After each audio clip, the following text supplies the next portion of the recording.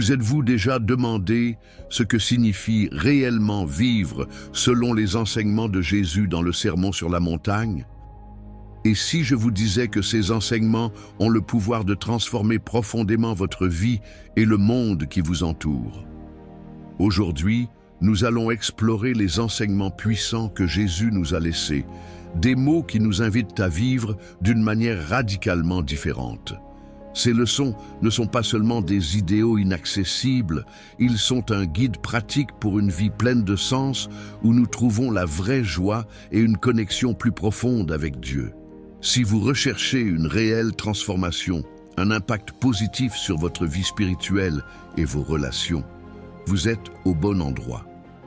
Restez jusqu'à la fin, car ce dont nous allons parler ici pourrait redéfinir votre façon de voir le monde et votre façon de vivre chaque jour. Mais avant de commencer, je veux que vous laissiez un commentaire dès maintenant. Écrivez « Seigneur, aide-moi à vivre tes enseignements chaque jour ». En laissant ce commentaire, vous vous engagez non seulement à vivre ces principes, mais vous encouragez également les autres à faire de même. Commençons.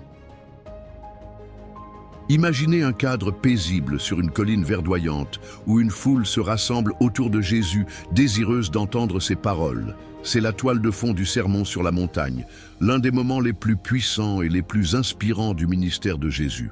Cet endroit, sur les pentes des montagnes entourant la mer de Galilée, offrait une vue panoramique et aussi un espace parfait pour que la voix de Jésus résonne auprès de tous ceux qui se pressaient autour de lui, les disciples les plus proches et les foules curieuses. Il y avait là des gens ordinaires, pêcheurs, paysans, mères, pères, personnes âgées et enfants, chacun apportant avec lui ses propres souffrances, ses espoirs et ses questions sur la vie. Beaucoup cherchaient la guérison, d'autres voulaient des réponses, et certains cherchaient simplement quelque chose pour combler le vide profond qu'ils ressentaient dans leur cœur. Jésus, dans sa sagesse et sa compassion, a offert bien plus que des paroles. Il offrait une nouvelle façon de voir le monde, une façon différente de vivre, une façon de trouver la paix et un but. Ces enseignements ont constitué comme un tournant radical dans la pensée de leur époque. Et il continue de constituer un défi pour nous aujourd'hui. Jésus nous a appelés à vivre d'une manière qui va à l'encontre des pulsions les plus naturelles d'égoïsme et d'avidité. Il nous a appelés à rechercher quelque chose de plus grand, quelque chose d'éternel. Ce sermon nous fait réfléchir sur ce qui compte vraiment, nous montre que la valeur d'une vie n'est pas d'accumuler mais de donner, non pas en étant servi, mais en servant.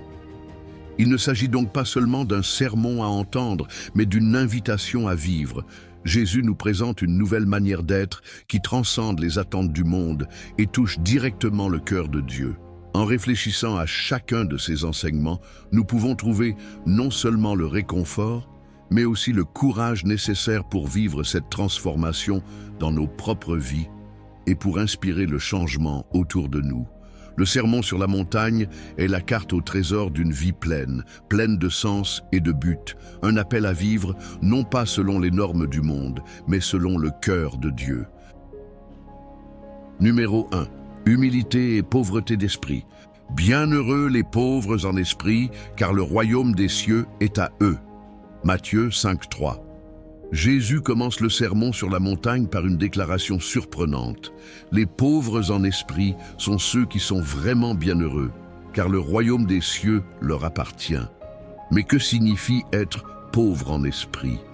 Contrairement à ce que beaucoup pourraient penser, Jésus ne parle pas de pauvreté matérielle, mais d'une posture intérieure, d'une attitude profonde, d'humilité et de dépendance à l'égard de Dieu. La pauvreté spirituelle signifie reconnaître nos propres limites, notre insuffisance devant Dieu. Il s'agit de réaliser que, quels que soient nos talents, nos richesses ou nos compétences, nous ne sommes jamais autosuffisants. Nous avons besoin de Dieu à chaque instant, pour chaque décision, pour le sens et le but de notre vie. Être pauvre en esprit signifie comprendre que rien de ce que nous possédons ne nous complète. Seul Dieu peut remplir cet espace dans notre cœur. C'est comme un voyageur perdu dans le désert qui trouve enfin une source d'eau. Il reconnaît qu'il a besoin de cette eau pour survivre et que sans elle, tout son voyage serait vain. Nous aussi, spirituellement, nous sommes comme ça. Nous avons besoin de l'eau vive qui vient de Dieu. Et être pauvre en esprit signifie avoir cette soif constante, sachant que lui seul peut nous fournir. L'humilité est la base de tout ce que Jésus nous enseigne. Sans humilité, nos cœurs restent fermés, fiers, pensant que nous n'avons pas besoin d'aide ou que nous sommes meilleurs que les autres. Cependant, lorsque nous acceptons l'humilité, nous faisons de la place à l'action de Dieu dans nos vies. Imaginez un vase rempli à ras-bord. Rien d'autre ne peut y être placé. Mais lorsque nous sommes vides, prêts à reconnaître notre besoin, Dieu nous comble de ses bénédictions. L'humilité, c'est accepter que nous n'avons pas toutes les réponses, que nous ne serons pas toujours forts et que nous avons besoin les uns des autres. Cela nous met dans une véritable communion avec Dieu et nous fait comprendre que le royaume des cieux ne se conquiert pas par la force ou le mérite, mais est un don pour ceux qui savent qu'ils ont besoin de Dieu. L'humilité crée des ponts, tandis que la fierté crée des murs. Pensez à quelqu'un qui, lors d'un conflit, décide de faire le premier pas et de s'excuser, même s'il n'est pas entièrement responsable. Cette attitude est souvent considérée comme une faiblesse, mais en fait, c'est la véritable force de l'humilité. Cet acte désamorce le conflit, rassemble les gens et ouvre un espace de réconciliation. C'est aussi notre relation avec Dieu. En reconnaissant nos défauts et notre besoin de lui, nous nous rapprochons de son cœur. Jésus est le plus grand exemple d'humilité. Même s'il était Dieu, il a choisi de naître dans une crèche, de vivre comme un simple charpentier et de servir les autres d'une manière si profonde qu'il a lavé les pieds de ses disciples. Il n'avait rien à prouver et pourtant il s'est vidé par amour pour nous. Et c'est précisément cet esprit humble qui nous permet de voir les autres avec compassion, sans jugement, car nous savons que nous sommes tous dans le même bateau. Nous avons tous besoin de la grâce de Dieu. Lorsque nous nous approchons de Dieu avec humilité, il nous élève. La promesse est claire. Le royaume des cieux appartient aux pauvres, en esprit. Non pas parce que nous sommes parfaits, mais parce que nous savons que sans Dieu, nous sommes vides. Et c'est précisément cette reconnaissance qui ouvre les portes du royaume. Un royaume où Dieu comble le vide, où chacune de nos faiblesses trouve sa force dans son amour. Puissions-nous cultiver cette humilité chaque jour, en ouvrant notre cœur à l'action de Dieu et en nous rapprochant les uns des autres avec amour et compassion. Numéro 2, deuil et consolation. Bienheureux ceux qui pleurent, car ils seront consolés. Matthieu 5,4. Ces paroles de Jésus parlent directement à nos cœurs dans les moments les plus difficiles, lorsque nous sommes confrontés à la perte et ressentons la douleur de la tristesse. Mais il nous assure que même au milieu du chagrin, nous pouvons trouver une bénédiction particulière, le réconfort de Dieu lui-même. Lorsqu'on pense au deuil, on limite souvent ce mot à la perte d'un être cher. Mais Jésus parle ici de quelque chose de plus profond. Le deuil est aussi l'expression d'un cœur qui ressent la douleur et la souffrance qui existent autour de nous et en nous-mêmes. C'est le genre de tristesse qui vient du fait de regarder les injustices du monde, le manque d'amour et les conséquences du péché qui causent tant de douleur. Il y a une beauté et une bénédiction particulière dans le chagrin qui vient d'un cœur compatissant. Ce chagrin nous fait surmonter l'apathie et nous relie à la souffrance des autres, nous poussant à agir. C'est comme une mère qui ressent la douleur de son enfant et fait tout ce qui est en son pouvoir pour l'aider. Ce profond sentiment de tristesse face à la souffrance du monde nous rapproche du cœur de Dieu, qui est également attristé par la souffrance humaine. Le deuil est donc une manière de participer à la douleur de Dieu pour son peuple. Mais Jésus ne s'arrête pas à la tristesse. Il nous assure que ceux qui pleurent seront consolés. Cette consolation n'est pas n'importe quel soulagement temporaire, c'est le réconfort qui vient directement du Saint-Esprit. Il est appelé le consolateur, celui qui marche à nos côtés dans les moments de douleur et nous entoure de sa présence. C'est l'étreinte invisible de Dieu que nous ressentons dans les moments d'angoisse, c'est la paix inexplicable que nous ressentons au milieu du chaos. Le réconfort de Dieu ne signifie pas que la douleur disparaît immédiatement, mais c'est savoir que nous ne sommes pas seuls dans notre souffrance. Il nous donne la force de continuer, de nous relever quand nous pensons que nous n'en pouvons plus.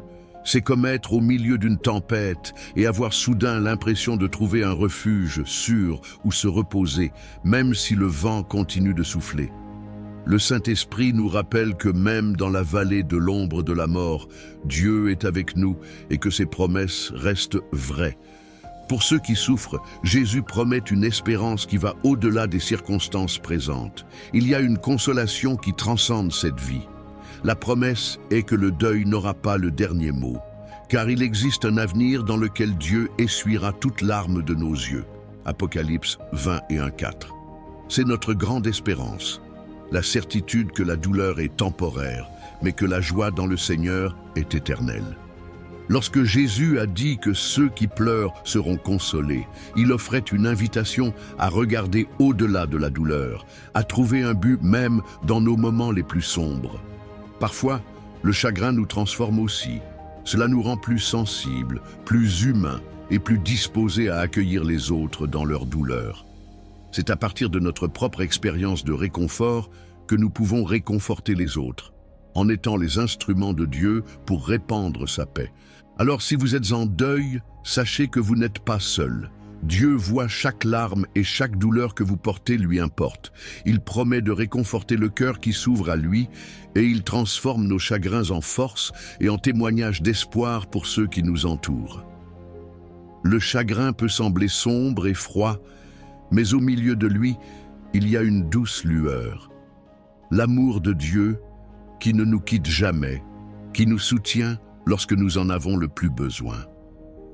Ainsi, nous sommes invités à laisser ce réconfort divin nous entourer et en même temps à être des agents de réconfort pour les autres, en illuminant les lieux sombres avec l'espérance qui vient de Dieu lui-même. Numéro 3. Douceur et héritage de la terre. Bienheureux les doux, car ils hériteront de la terre. Matthieu 5:5. Dans un monde qui exalte souvent la force brute, la puissance et l'ambition débridée, Jésus nous présente une valeur radicalement différente, la douceur. Il dit que les doux sont ceux qui hériteront finalement de la terre. Cette promesse peut paraître surprenante, mais elle révèle un aspect profond du caractère que Dieu veut cultiver en nous. Être doux ne signifie pas être faible ou passif. La douceur est certes une grande force, mais une force qui se maîtrise. Pensez à un cheval puissant qui a été brisé. Toute son énergie et sa force demeurent. Mais maintenant il est guidé avec précision et détermination. C'est la douceur que Jésus décrit. C'est avoir du pouvoir, mais choisir de l'utiliser avec douceur et maîtrise de soi. Être doux, c'est apprendre à réagir sans agression, c'est choisir le chemin de la paix, même lorsque nous avons la possibilité de riposter. La douceur est aussi étroitement liée à la confiance en Dieu. C'est savoir que nous n'avons pas besoin de nous battre pour chaque petit bout de terre dans la vie, parce que nous croyons que Dieu est juste et prend soin de nous. C'est comprendre que nous n'avons pas toujours besoin de défendre notre fierté ou de revendiquer nos droits, car c'est Dieu qui nous défend. Une personne douce est celle qui repose dans la justice de Dieu, qui lui confie ses combats et ne se laisse pas consumer par la colère ou la vengeance. Dans le monde, la douceur est souvent confondue avec le manque d'ambition. Mais ce que Jésus nous enseigne est une contre-culture totale. Il dit que ce sont les doux qui hériteront de la terre, et non ceux qui se battent agressivement pour en conquérir chaque centimètre carré. Dans le royaume de Dieu, la véritable conquête ne se fait pas par la force, mais par l'abandon aux soins divins. Dans une société où l'avidité et le pouvoir sont idolâtrés, être doux signifie être prêt à renoncer à la nécessité de toujours gagner, d'être toujours le premier. La douceur est aussi un antidote à la cupidité. Nous n'avons pas besoin d'accumuler, de dominer ou de contrôler parce que nous savons que Dieu est notre pourvoyeur. Le doux n'est pas celui qui renonce à sa valeur ou à ses droits, mais plutôt celui qui comprend qu'il y a plus de valeur à vivre en paix qu'à avoir toujours raison ou au-dessus des autres. Jésus, dans sa propre vie, a démontré cette douceur en entrant à Jérusalem monté sur un âne plutôt que sur un cheval de guerre. Son humilité était un témoignage du royaume différent qu'il était venu établir. Jésus promet que les doux hériteront de la terre. Cet héritage ne fait pas seulement référence à la possession physique de la terre, mais représente quelque chose de bien plus grand, un symbole de promesse future et de paix durable. L'héritage de la terre est la récompense finale pour ceux qui vivent dans la confiance en Dieu, qui choisissent le chemin de l'humilité et de la soumission à sa volonté. C'est une garantie que Dieu a une place pour nous, un foyer sûr et paisible. Fondamentalement, hériter de la terre signifie vivre dans la plénitude des bénédictions de Dieu, en harmonie avec lui et avec les autres. Dans un monde où beaucoup tentent de conquérir par la force, Jésus nous rappelle que les véritables bénédictions sont pour ceux qui choisissent la paix. La terre est donnée à ceux qui savent attendre, à ceux qui vivent en accord avec le dessein de Dieu, sans avoir besoin de renverser les autres pour se relever. Être doux, c'est vivre de telle manière que nos actions reflètent la confiance que Dieu est notre défenseur, notre pourvoyeur et notre justice. C'est apprendre à ne pas mener toutes les batailles. C'est savoir quand céder, quand faire preuve de compassion et quand laisser Dieu être juge. Ceux qui sont doux comprennent que leur héritage est assuré non pas grâce à ce qu'ils ont accompli de leurs propres mains, mais grâce à l'amour et à la fidélité de Dieu. Puissions-nous embrasser cette douceur qui fait de nous de véritables héritiers du royaume. Puissions-nous être comme la terre fertile, prêts à recevoir les bénédictions de Dieu, disposés à vivre une vie de paix et de confiance, sachant que la promesse ultime est pour ceux qui marchent avec douceur et amour. Numéro 4. Faim et soif de justice. Bienheureux ceux qui ont faim et soif de justice, car ils seront rassasiés. Matthieu 5:6. Imaginez avoir profondément faim et soif. Ce désir intense est quelque chose que nous ne pouvons ignorer. Cela consume nos pensées et nous motive à chercher à le satisfaire. Jésus utilise cette image puissante pour parler de justice. Pas n'importe quelle justice, mais celle qui jaillit du cœur de Dieu. Il nous appelle à avoir faim et soif d'une justice qui non seulement transforme nos propres vies, mais qui a également un impact sur le monde qui nous entoure. La faim et la soif de justice sont l'expression du profond désir de voir le monde tel que Dieu l'a voulu, où règne l'équité, la paix et l'amour. Ce désir commence en nous, dans notre vie personnelle. Avoir soif de justice signifie vouloir être juste dans nos relations avec Dieu et avec les autres, être sincère, honnête, compatissant et toujours agir avec intégrité. Mais Jésus nous appelle à nous dépasser. La faim et la soif de justice traduisent également un désir de voir la société transformée. Il s'agit de se soucier des marginalisés, des lésés, et de vouloir qu'ils aient la dignité que Dieu a voulu pour chaque être humain. Cela signifie regarder les situations d'inégalité et ne pas rester indifférent. C'est comme lorsque nous voyons un enfant affamé. Nous ressentons dans notre cœur l'urgence de faire quelque chose. De la même manière, Jésus nous invite à avoir ce genre d'urgence face aux injustices du monde. Jésus nous donne une promesse puissante. Ceux qui ont faim et soif de justice seront rassasiés. Cette promesse nous apporte une profonde espérance, car elle ne dépend pas de nous, mais de Dieu lui-même. La justice que nous recherchons n'est pas seulement un concept idéalisé ou quelque chose que nous pouvons réaliser par nos propres efforts. Cela vient du cœur de Dieu, et c'est lui qui le réalise dans nos vies et à travers nous. Souvent, le monde semble si injuste que nous perdons espoir. Nous constatons la corruption, l'égoïsme et la souffrance provoquée par les inégalités, et nous nous demandons si quelque chose peut réellement changer. Mais Jésus nous rappelle que Dieu s'engage en faveur de la justice. Il est juste et c'est un Père qui entend les cris de ses enfants. La promesse d'être satisfait est la garantie que Dieu est à l'œuvre, même si souvent nous ne pouvons pas le voir clairement. Il nous invite à être partenaires de cette mission de justice, sachant qu'en son temps, les choses seront restaurées. Dans le royaume de Dieu, la justice ne consiste pas seulement à punir ou à garantir que chacun reçoive exactement ce qu'il mérite, il s'agit de restaurer ce qui est brisé, de prendre soin des plus fragiles et d'apporter la guérison au monde. La justice du royaume est basée sur l'amour et la grâce. Elle donne aux gens ce dont ils ont besoin, pas nécessairement ce qu'ils méritent. Pour que cette justice se manifeste de manière pratique, nous sommes appelés à agir. Être juste n'est pas seulement un état d'esprit, mais aussi une façon de vivre. Nous pouvons manifester la justice du royaume par de petites actions quotidiennes.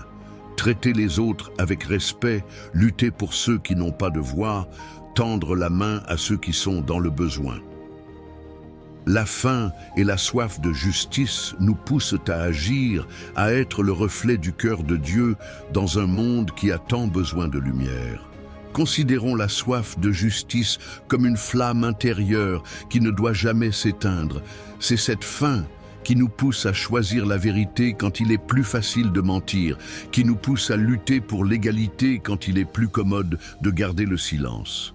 Lorsque nous sommes motivés par cette faim, nous sommes comme une lumière au milieu des ténèbres, illuminant les lieux où règne encore l'injustice. Puissions-nous donc constamment nourrir cette faim et cette soif, sans nous contenter des imperfections qui nous entourent, mais en recherchant toujours plus de justice, plus d'équité, plus d'amour de Dieu se manifestant à travers nous.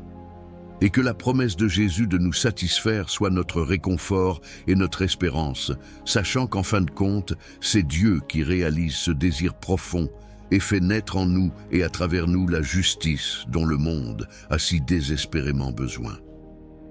Numéro 5. Miséricorde. Bienheureux les miséricordieux, car ils obtiendront miséricorde. Matthieu 5:7. La miséricorde est un mot qui porte une profondeur et une chaleur particulières. Lorsque nous pensons à la miséricorde, nous nous souvenons du pardon, de la compassion et de la grâce.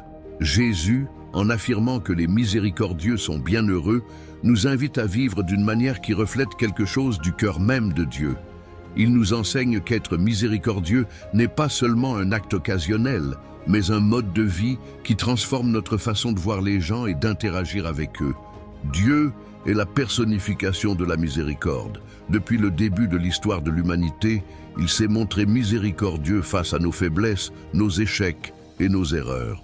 La miséricorde fait partie intégrante du caractère de Dieu.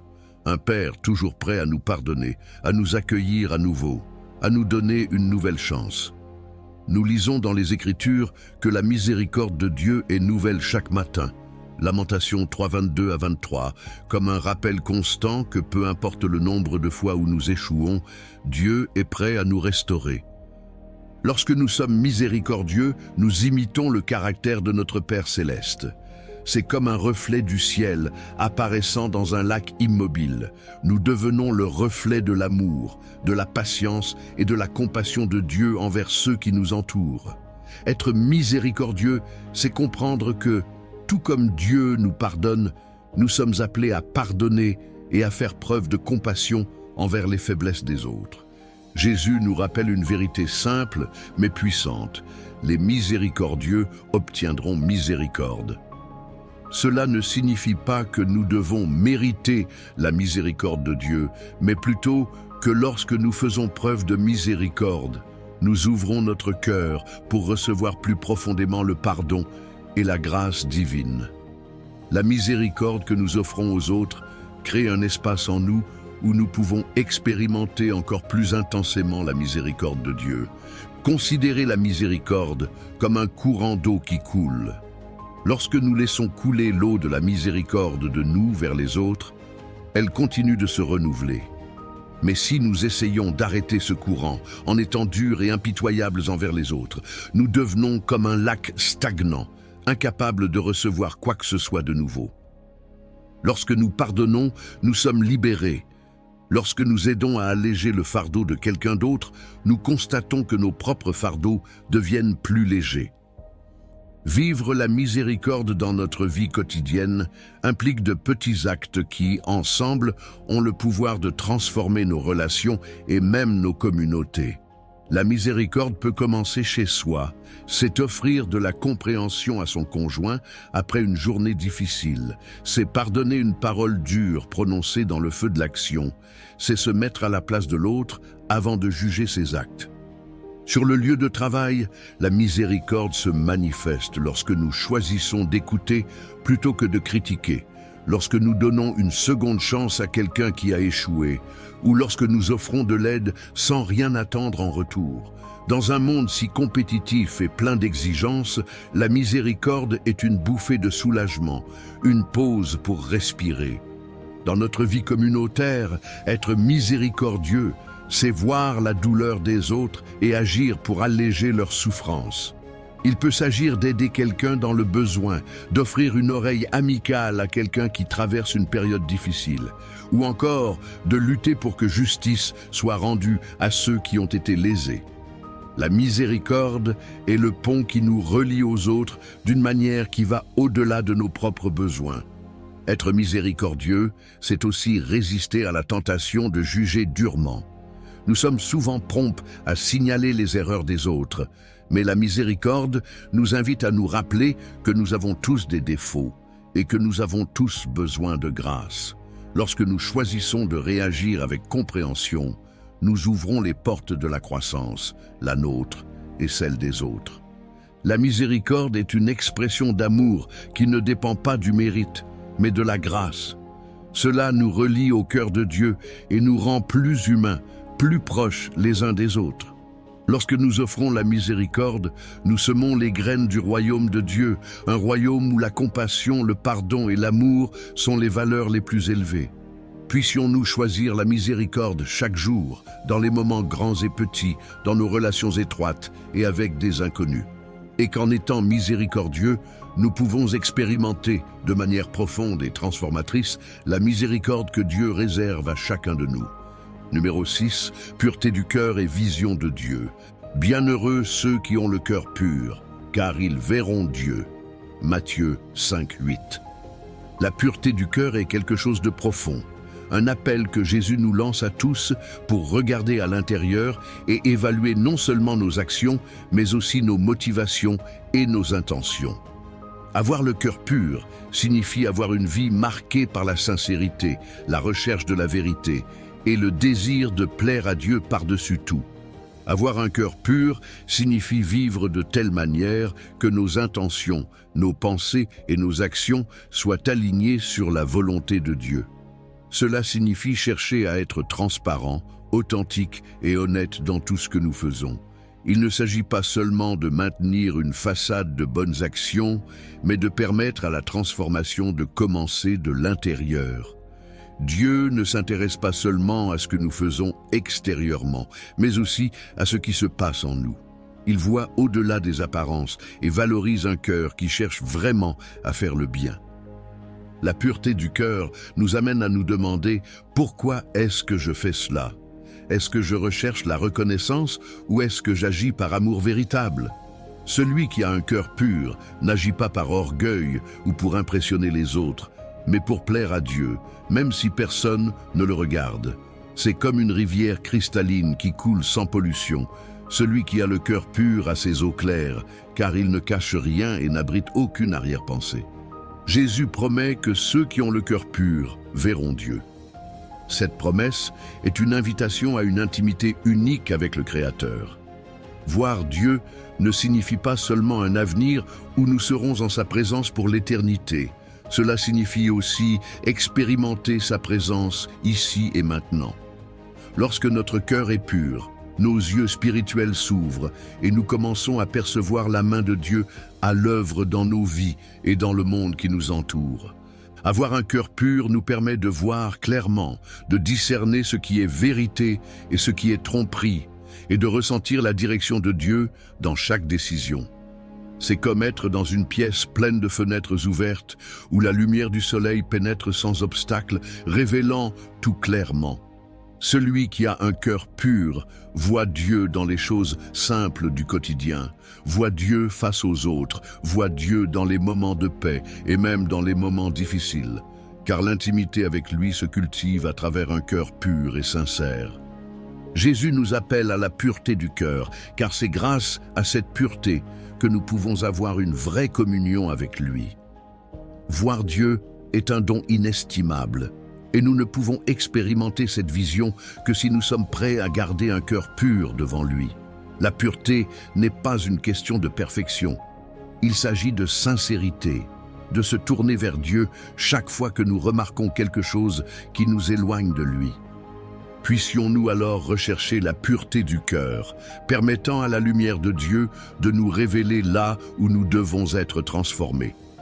Et tandis que nous recherchons cette pureté, puissions-nous voir Dieu dans chaque détail de notre vie, percevant son amour, sa direction et sa présence à tout moment. Numéro 7, artisans de paix et enfants de Dieu. Bienheureux les artisans de paix, car ils seront appelés enfants de Dieu. Matthieu 5,9. Jésus nous enseigne que la vraie bénédiction est d'être un artisan de paix. Il ne parle pas d'éviter passivement les conflits ou simplement de fuir les difficultés, mais d'une attitude active visant à promouvoir la paix et la réconciliation tant dans nos propres vies qu'autour de nous.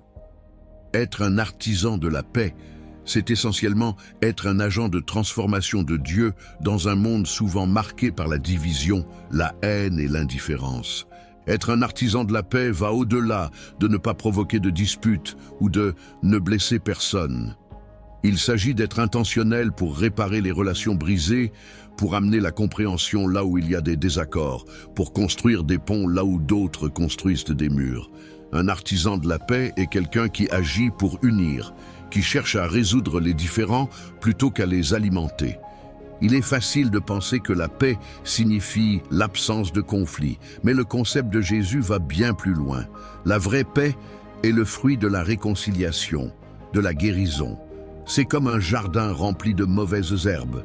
Il ne suffit pas d'enlever les mauvaises herbes, il faut planter de nouvelles graines, prendre soin du sol et travailler pour faire pousser les fleurs. Il en va de même pour les artisans de paix.